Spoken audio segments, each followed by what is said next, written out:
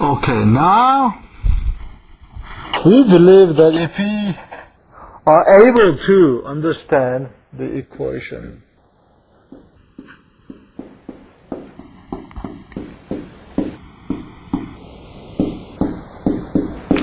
then we will be able to understand the physics on the rod, string, and the torsion at the same time. So let's study the equation of this kind. Okay, first the thing we can understand that this W is a function of space and time.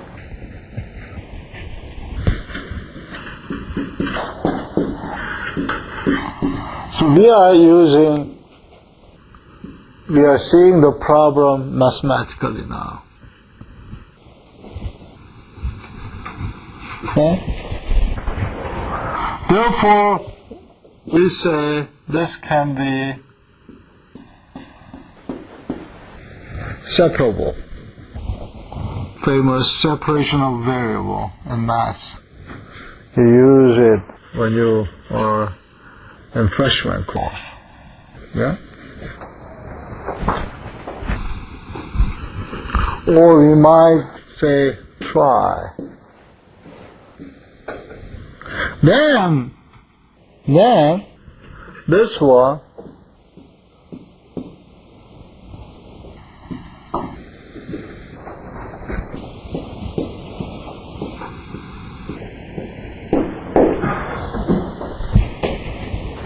right?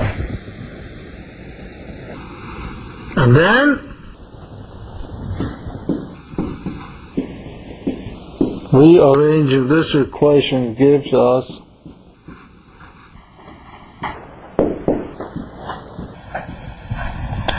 rate of change with respect to space and rate of change with respect to time is equal. Wow. What does it physically mean? What does this physically mean?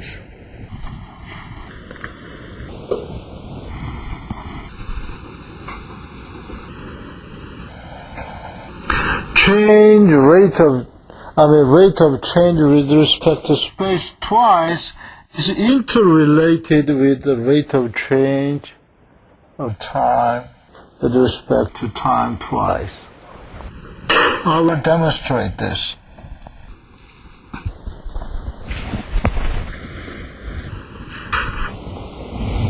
Okay. Oh, you hold. So, this is rate of change time. I'm doing rate of change time over here. And what you can see is rate of change in space.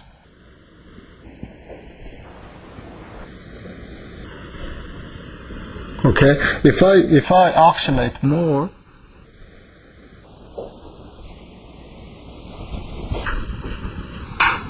you will see more rapid oscillation in space. Okay? Okay.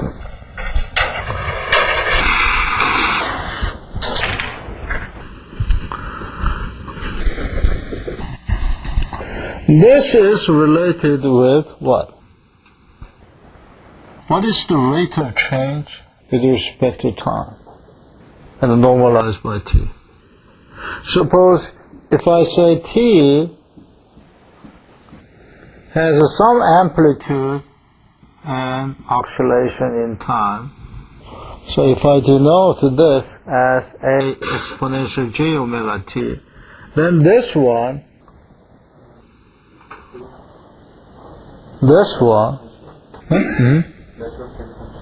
natural frequency, that's brilliant. So, look like this, right? And what about this part? If I assume that x is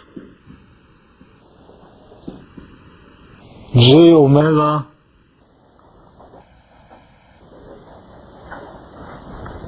Okay, now you got a trouble, right? How do I express the oscillation change, oscillation in space? Has to be x. Instead of t, it must be x, right? And it cannot be omega, so it must be something different with omega. Okay? So, say this is kappa, which we do not know. But by introducing this should be kappa square. Okay? There will be some magnitude b. But in fact, what we can find is kappa square and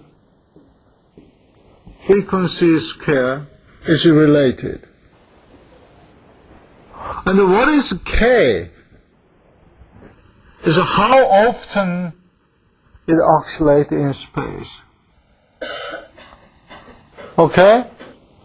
That we call a difficult concept, wave number.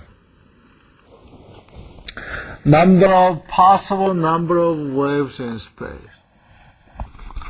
So I could say k is related with omega, but in fact we found that there is some relation between k and omega. This is a very famous relation which we call dispersion relation. Okay? And we know that omega is 2 pi f. And k is number of waves per frequency. In fact, we found this is 2 pi over lambda. Therefore, we found that there is a relation between lambda and frequency f, that is a c over f.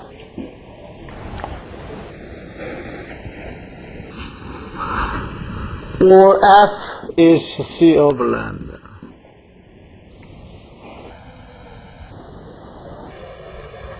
This is very interesting. For example,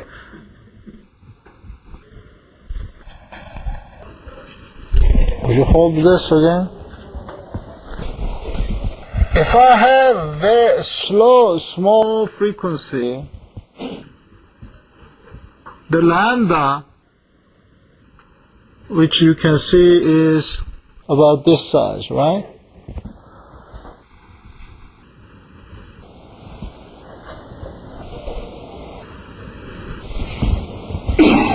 You just hold it. Okay.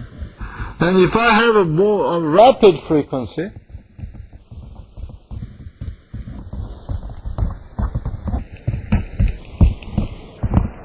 you are not moving, right? We have more, shorter wavelengths. Okay? All depends, however, on the following.